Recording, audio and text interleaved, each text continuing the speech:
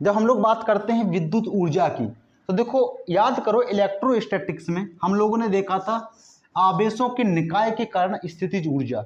अगर कोई आवेश हम लोग मान लो 3 आवेश ला रहे हैं Q1 Q2 और Q3 से एक निकाय बन रहा है, जब हम लोग इस निकाय में Q1 को लाए तो हमें Q1 को लाने में कोई कार्य नहीं करना पड़ा था। क्यों? क्योंकि Q1 के पहले यहाँ कोई भी दूसरा आवेश नहीं था।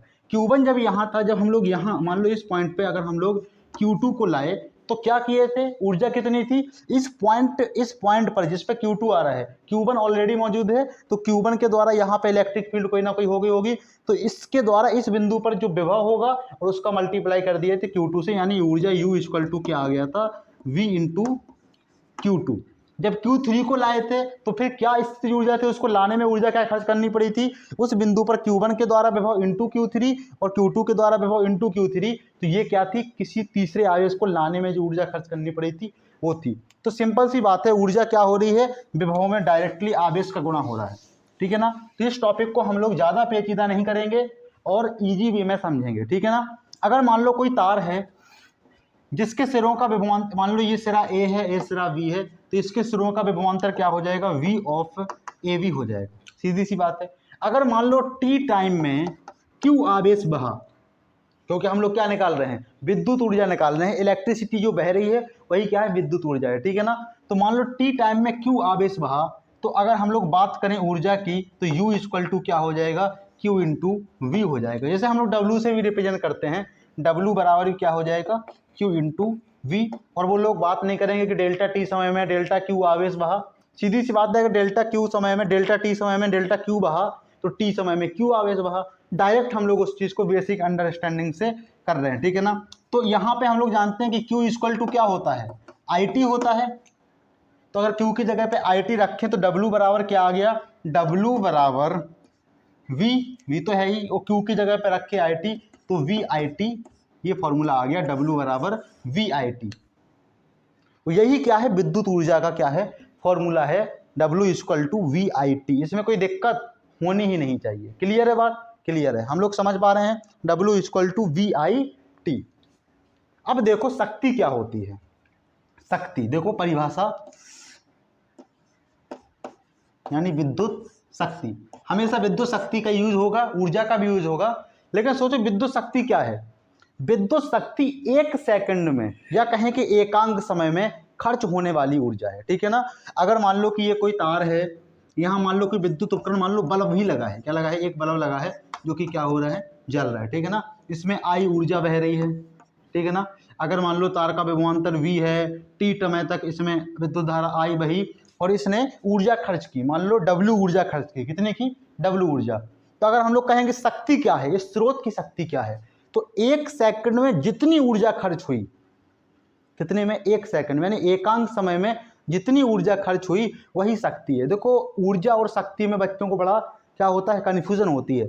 ऊर्जा तो ऊर्जा है कि मान लो तुम्हारे पास कुछ समय दे दिया, एक टाइम पीरियड दे दिया, 1 घंटा 2 घंटा 3 घंटा 3 दिन 4 दिन 2 महीने 3 साल, है ना, वो विद्युत ऊर्जा है। यानी कुछ समय में जो खर्च हुई वो विद्युत ऊर्जा है, लेकिन एक सेकंड में जितनी खर्च हुई ऊर्जा वो शक्ति है, ठीक है ना। यानी कोई स्रोत एक सेकंड में कितनी विद्युत ऊर्जा खर्च कर पा रहा है वो क्या है, शक्ति है। तो अब हम लोग यहाँ पे समझ पा रहे हैं कि जब एकांक समय की बात आ रही है तो T इक्वल टू क्या हो जाएगा, शून्य, T इक्वल टू शून्य नहीं 1 हो जाएगा, क्या हो जाएगा, T इक्वल टू 1। तो W बराबर V इंटू आई और इंटू टी की जगह पे क्या रखेंगे, 1 रखेंगे, तो यहाँ से W बराबर क्या आ गया, W बराबर आ गया VI। ये है विद्युत शक्ति, क्लियर है बात। W बराबर VI, ये क्या है, विद्युत शक्ति का एक फॉर्मूला हो गया। विद्युत शक्ति को रिप्रेजेंट करने के लिए इसका जो मात्रक होता है, विद्युत शक्ति को रिप्रेजेंट करने के लिए P का यूज करते हैं, क्या करते हैं, P, यानी P इक्वल टू VI।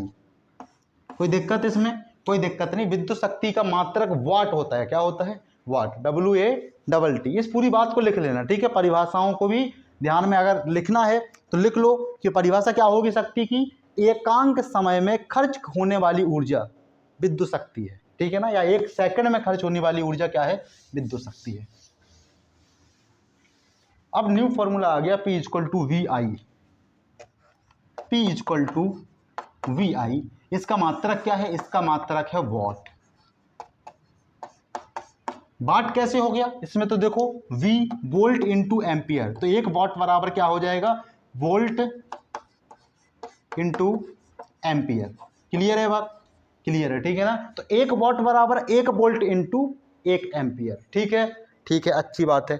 अब बात करें विद्युत ऊर्जा के मात्रक की। देखो हम लोग अब वाट के रूप में विद्युत ऊर्जा का मात्रक लिखना है। पहले नियम तो यही कहता है कि विद्युत ऊर्जा का मात्रक पहले लिखा जाए, लेकिन अब हम लोग पी का मात्रक वाट देख रहे हैं। तो देखो W बराबर क्या है, VIT, तो VI क्या है, P है, ठीक है ना।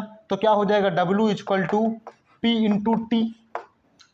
तो P क्या है, विद्युत शक्ति है, और इसका मात्रक क्या है, वॉट है, क्या है, वॉट। तो T क्या है, टाइम, जिसका मात्रक क्या है, सेकंड है, ठीक है ना।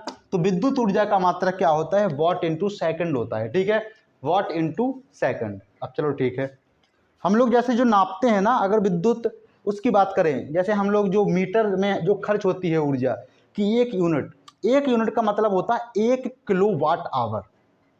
1 किलोवाट आवर का मतलब क्या है, अभी हम लोग इसको समझते हैं, ठीक है ना। जैसे तुम्हारे पास तुम कोई बल्ब लाए, मान लो वो 30 वाट का है, और बोला गया कि 3 महीने में, 4 महीने में, कुछ समय में, कुछ टाइम पीरियड दिया गया, इतने समय में वो कितनी यूनिट बिजली खर्च करेगा, यूनिट, है ना। यूनिट मतलब जो बिजली का बिल आएगा, उसमें यूनिट होता है ना, यूनिट का फिर मल्टीप्लाई होता है एक नंबर ऑफ अमाउंट रुपए में, कि 7 है, 6 है, 8 है, हर जगह का अपना क्या होता है, अलग अलग होता है, जो गवर्नमेंट उसको कंपनी यूज करती है। देखो ये बात समझ में आई। एक क्वेश्चन लिखते हैं और समझते हैं, ये तो देखो बेसिक बात थी।